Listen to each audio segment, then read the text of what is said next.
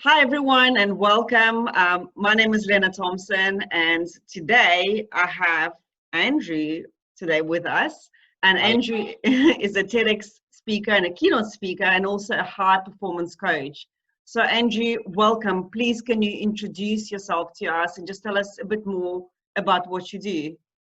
Thank you so much. Yeah, well, it's a pleasure to be here. So I work with businesses, essentially, working with business leaders, particularly looking in areas of burnout, and particularly where leaders have come through a program. They've got their team. They were probably promoted quickly because they were good at their job, and suddenly they're floundering because they're struggling to juggle the things that they have to do for their team, the things they have to do for themselves. And I work with them and I give them techniques, and we work through tools and strategies to help them lead their teams effectively, so they're not getting busier or burnt out, so they're getting more done, and so their teams are getting more done. So typically I'll be working with business leaders looking at boundaries, how they set them so they're not pulled into things they'd rather not be pulled into, so they're not tolerating things they'd rather not tolerate, so they're clear on their commitments to others and to themselves. We look at procrastination and how to get the very best out of themselves and other people, really picking procrastination apart. It's a misunderstood subject, I think. We look at delegation and very much a coaching style of how do you give a job to someone, because we need to delegate if we're leading to free up time. But a lot of leaders won't delegate because they're nervous that the job won't get done to the standard that they want and in time. And so they hold on to the job. And so we look at strategies around delegation. How can you delegate and be sure the job will get done in the way that you want it to get done? Obviously, there are issues that we've been facing with COVID. So we've been looking at those with and how they impact productivity and how you work through some of those. So some of the challenges with working from home, working from remotely, leading remotely, all that good stuff is what I'm involved with. And that's the main focus of what I do in my business. I do also run a pilot project supporting male victims of domestic abuse. That's an area very close to my heart. Obviously, you mentioned I'm a TEDx speaker. That's what my TEDx talk was about.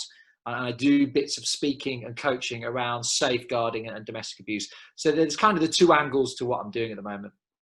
That's great. Thanks, Andrew. And it's actually interesting what you just said about, the leaders not wanting to release their control and delegate and just want to kind of stay in charge of everything. And like one of my coaches says, he says, perfection is the killer of dreams.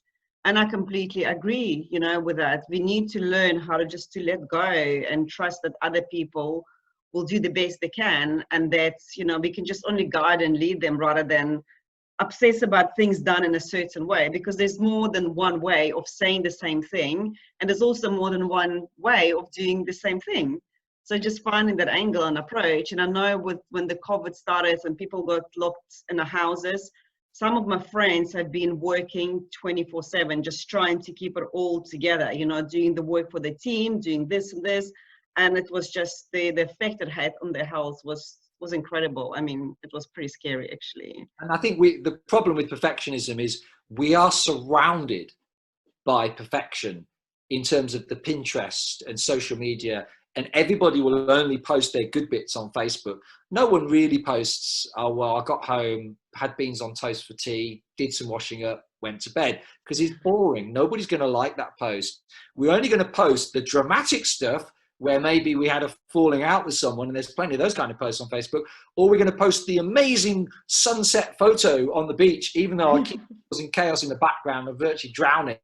But this shot is what goes on Facebook, and we're like, Johnny's away on his holiday. I wish I was there. Yeah. So this kind of, I wish I could do this, I wish I could do that kind of culture, which social media hasn't helped. So I think, I don't have the stats to prove it, but from what I see in my work, perfectionism is a real problem, and I suspect it's got a lot worse with social media, and it creates this culture of envy as well.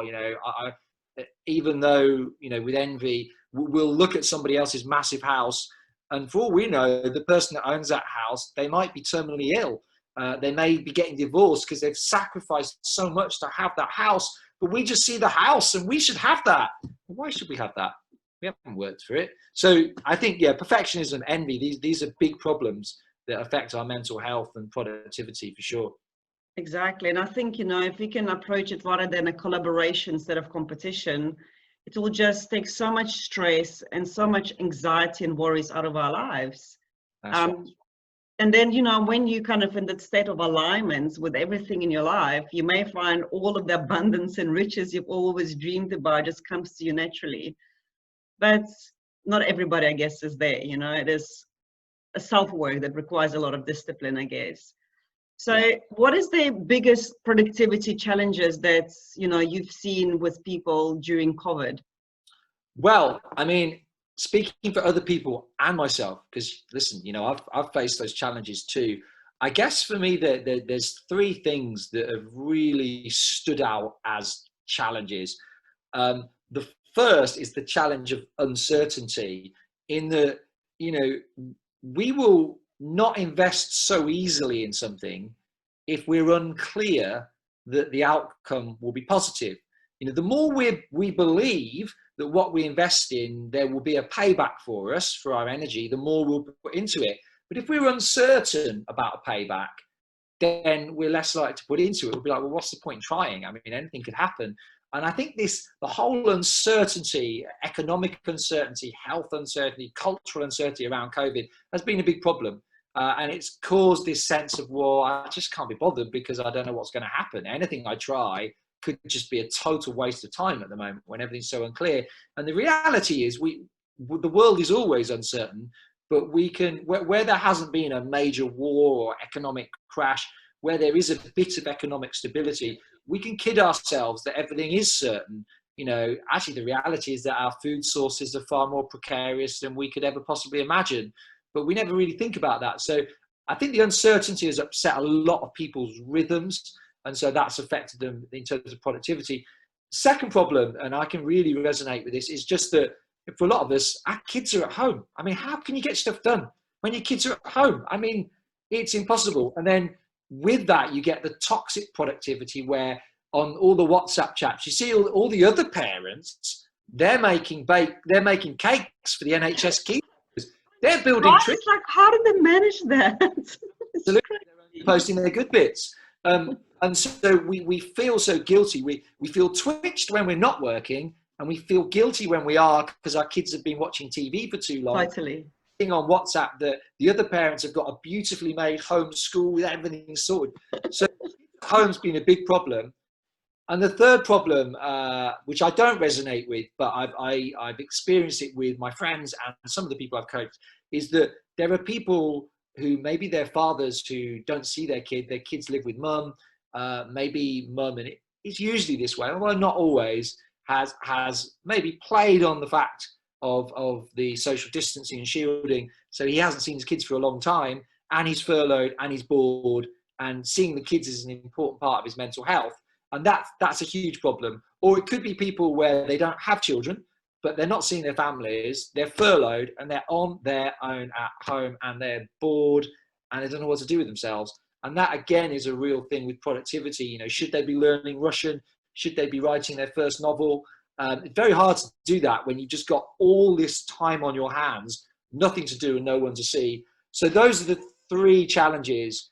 And they've been really, whichever one of those you fit into, you may be facing two or three, you may be facing, we're probably unlikely to face the bored and furloughed and having all the kids. Once you've got your kids at home, you're too busy for anything, but you may be facing one or two of those, and getting stuff done is really hard. And there are ways around it. There are ways that you can tackle those things.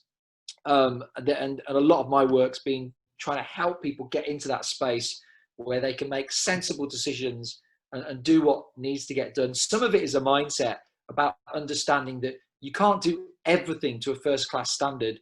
You have to decide what you're going to do well, what you're going to let go of a little bit, whether that's the state of the house, for example. You have to compartmentalize the time that you're going to give to your kids, then give that time to your kids and get off your damn phone. And the time that you're working, you have to, as best as you can, set the boundaries for your kids. And it's not easy. I mean, I was doing a webinar a few months ago for 400 people, and my 4-year-old was supposed to be being looked after by my 15-year-old, but he crashed the webinar saying he needed a poo. This is the reality of lockdown. And if we're bored and furloughed, and I've been in that situation years ago where I was bored, I had all this time on my hands, I wasn't seeing my kids, I was depressed. For me, what worked was having a set plan. Every day I did a day plan, which I stuck to. Every day I had a shower. Every day I ate well. I cut back on the things that I knew wouldn't serve me well, like alcohol. So when I was really down, I made sure there wasn't alcohol in the house, so that I was really only drinking at sort of weekends. And I had a day plan of things that I did, things that I could just tick off the list. You know, if you've got all that time on your hands, having a plan helps. But this is, like I say, this is some of the stuff I've been working with. Yeah, no, it's, you know, when you mention uncertainty, a lot of people struggle because it's a kind of a whole world of unknown. And, you know, also what many people don't realize is that we do become what we think about, right? And if you allow all of these thoughts to enter our mind, you know, what's going to happen? Am I going to get sick? Am I not going to get my job?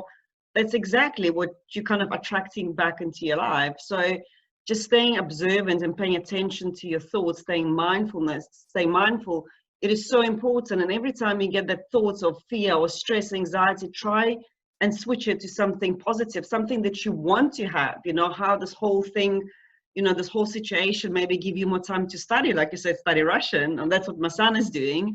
Or, you know, you can learn to play piano, or you can connect with people from all over the world. And I'm saying so many people has taken incredible opportunity of this time because you have more time on your hands. You don't have to rush off to school to get kids there. You don't have commutes. So that's easy, 2 hours a day that you save.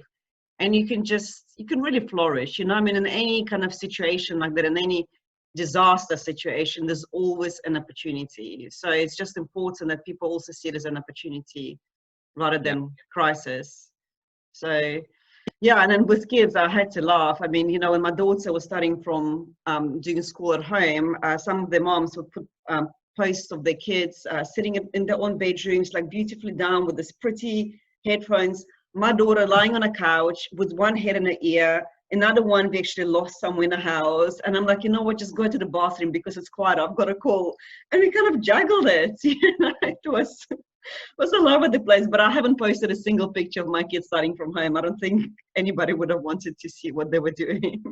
And they managed their life and they've done really well. So that's it. So I actually want to touch a topic of burnout now. Have you ever been burnt out, and how did you deal with it? Well, I think burnout, so I have, yeah, definitely. You know, the World Health Organization has various definitions or symptoms of burnout, such as feeling negative about your work, feeling exhausted, and feeling cynical about your work, and like I say, general exhaustion. And I think the time where I've really come to like almost an end point, like on the edge, and I was burnt out.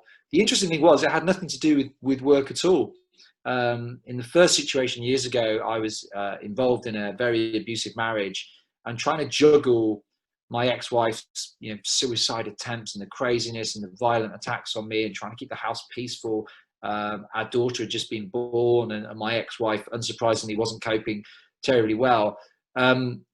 That almost brought me to my knees, trying to juggle that at home. And I was very embarrassed about it, as men and women are as well. You got shame, pride, fear of being open about it.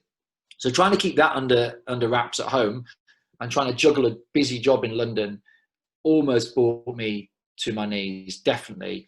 And back then in sort of early 2000, there wasn't the same awareness of domestic abuse as there is today. And I hope there's more relational leadership today, whereby, you know, leaders set a tone that their team really could confide in them. The team trusts that leader to have their back. It's so important. And then the second time, again, it had nothing to do with work, was I'm very happily married now, and I've got 3 young boys, but they've all been ghastly sleepers as young children, as babies. Yeah, I can relate. And sleep deprivation almost brought me and my wife to our absolute knees. And so burnout, in a sense, wasn't caused by work. It was caused by stuff at home that was impacting work.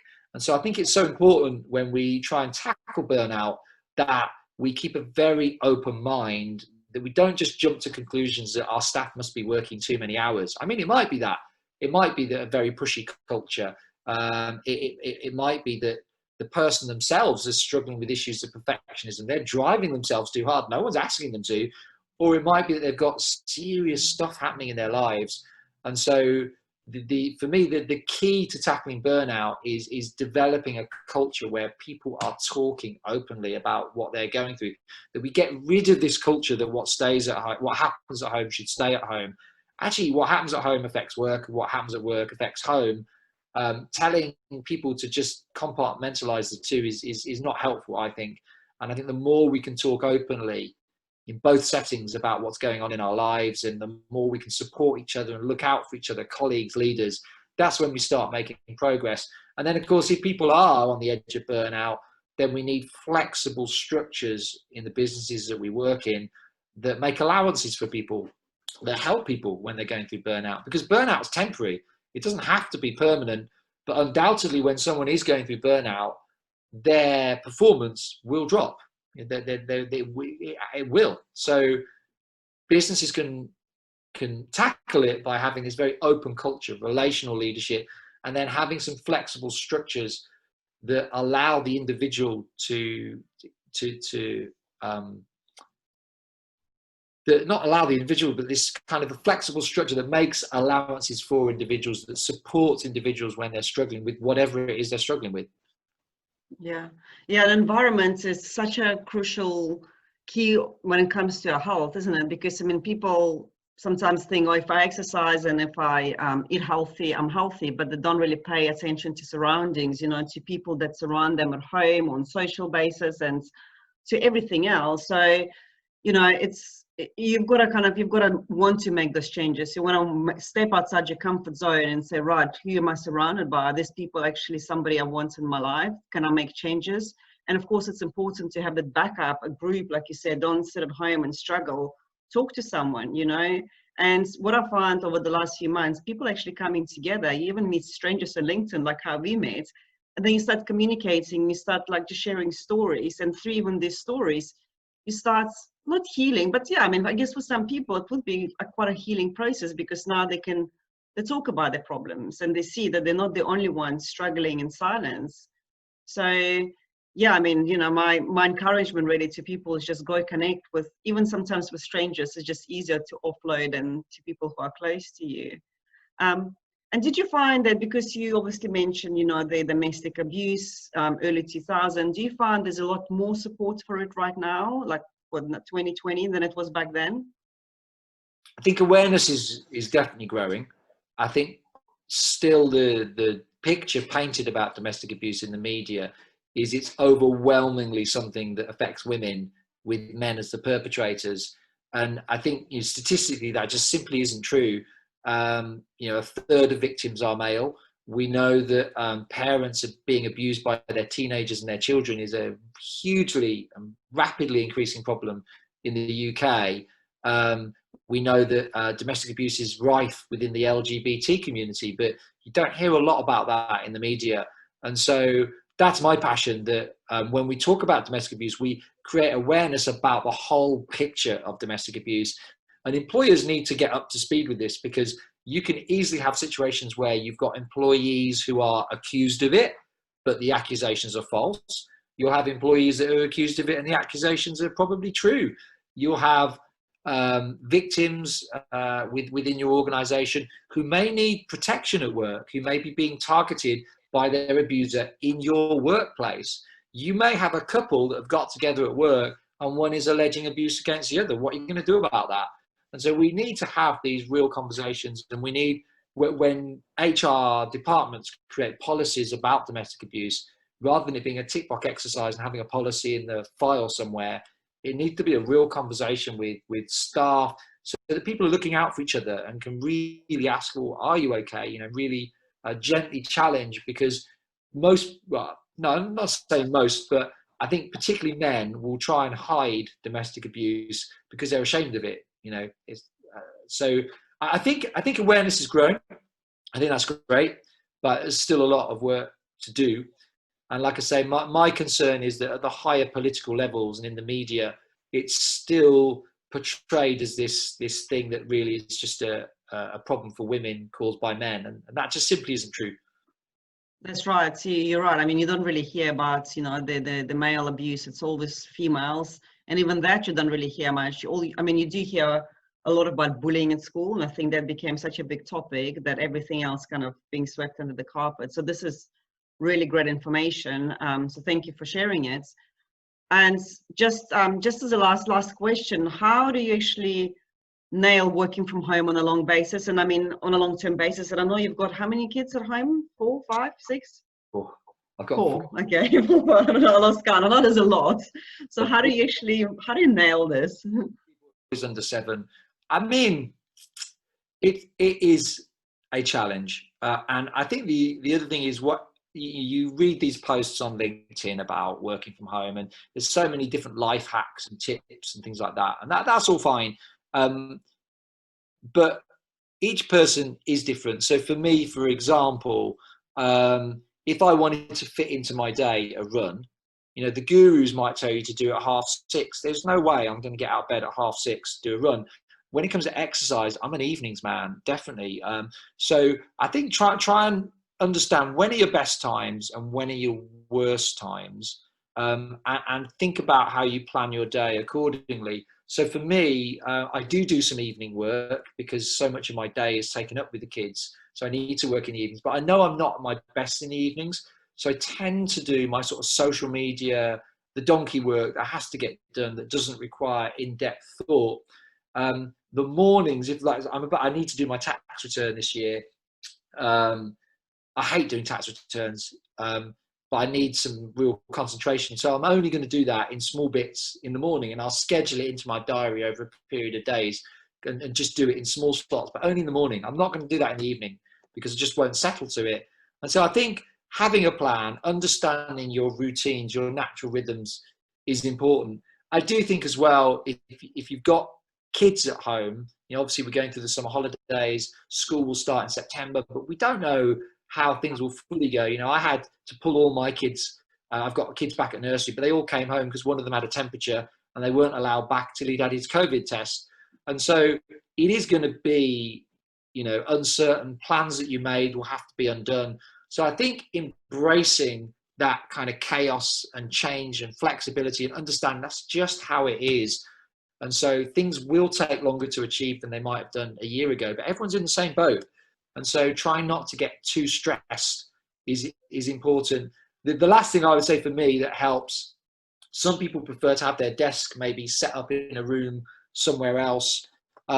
I find at home, particularly, working in different spaces really helps me.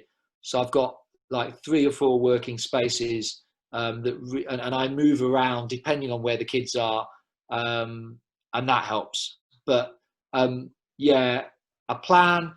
But having a plan each day, like I say, just summing up, understanding that it is difficult and there will be chaos moving forward until we're really on top of COVID. And that's a long time away. And like I say, for me, changing spaces and understanding your rhythms are all things. I mean, I could go on. How do you nail home working? Well, I could do an 2-hour webinar on it. But those are just some of the tips that I would, off the top of my head, that I would say most immediately. That's great. And I also want to add, like, delegation is important. Like you mentioned tax return, and I was like grinning because there's no ways I'm going to do tax return. I would rather, I have an accountant. Luckily, I have got my mom. She's like a bookkeeper, so she does all of that. I don't get involved. It's, even cooking is just very simple, very healthy, but very simple. I don't bake. My daughter, she's sick. She got into baking. And then she always says, I'm going to do it on my own, and I'm like, look, I don't have time. Now is my time to work. And of course she does it on her own, but then I end up cleaning for about an hour. But even with my son who's older, I sometimes ask him to cook and he'll make amazing burgers. And it's just little things like that. I'll get a house cleaner and then they'll come and clean the house. And that still saves you so much time that you actually end up being more productive. And that because you're also saving time on doing school runs and commuting, it's extra 2 hours, which you can really put into your day and put into your work. So I know delegation, I'm really good at delegating, luckily. It really works for me. Cool. Brilliant. But Andrew, it's been so nice to have you here. And please, can you tell people where they can find you? I will share your links, but if you just mention where do you hang out the most, so if somebody wants to get in touch with you, they can. Yeah, I mean, I hang out the most probably on LinkedIn at the moment. There aren't many Andrew Paynes with the surname Pain, that spelling, so I'm easy to find. Obviously, my website, www.andrewpayne.co.uk, you can connect with me there. And if you want to see the TED Talk, the TEDx talk again, just head to YouTube and punch in Andrew Payne and TEDx, and it will come up quite quickly. So no, I mean, whether it's you wanting to connect further to talk about domestic abuse, that's cool. Or if it's stuff around productivity, that's also cool. So yeah, I'd be delighted to connect with anyone watching this. Thank you very much. And thank you everyone for watching and listening. Have a fantastic day. Bye for now.